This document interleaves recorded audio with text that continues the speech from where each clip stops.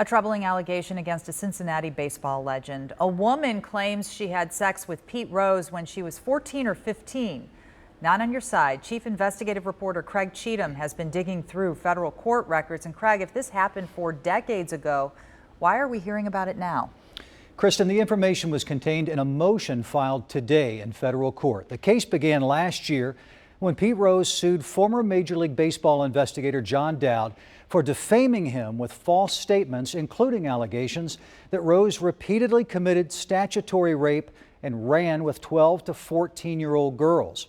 Today, Dowd's defense attorneys asked the judge in the case to order Rose to provide more information about any sex he had with girls under the age of 18.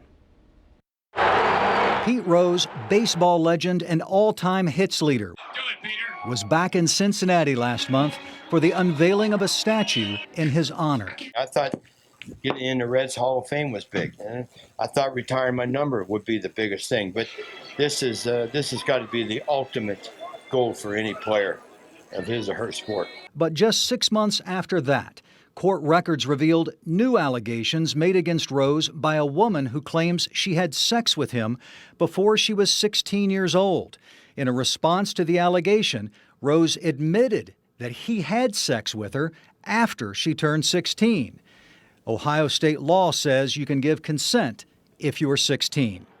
The revelations are part of a lengthy court record that began when Rose sued former Major League Baseball investigator John Dowd for defaming him in media interviews in 2015, when Rose was being reconsidered for the Baseball Hall of Fame. Michael Berlini, told us that he not only ran bets, but he ran young girls for him down at spring training, ages 12 to 14. Isn't that lovely? So that's statutory rape every time you do that. On Monday, during a phone interview with the I-Team, one of Rose's attorneys said that was a lie. It is not true that Pete ever trafficked in women, which is what Dowd said.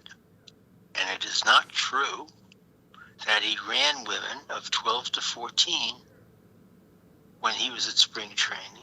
Rose's attorneys say Dowd's lawyers are pursuing information about Rose that has nothing to do with the allegations in the lawsuit. But in a motion filed on Monday, Dowd's lawyers say the information is needed because of how important Rose's credibility is in this case, adding that if Rose did not want to answer questions about having sex with teenagers, his well-documented history of lying, or his mental health, he should not have filed this lawsuit. If Rose committed statutory rape with a girl 40 years ago, the statute of limitations would have expired and he would not be prosecuted for it. Rose's attorney Martin Garbus told the I-Team today that he expects this case to go to trial in Philadelphia early next year.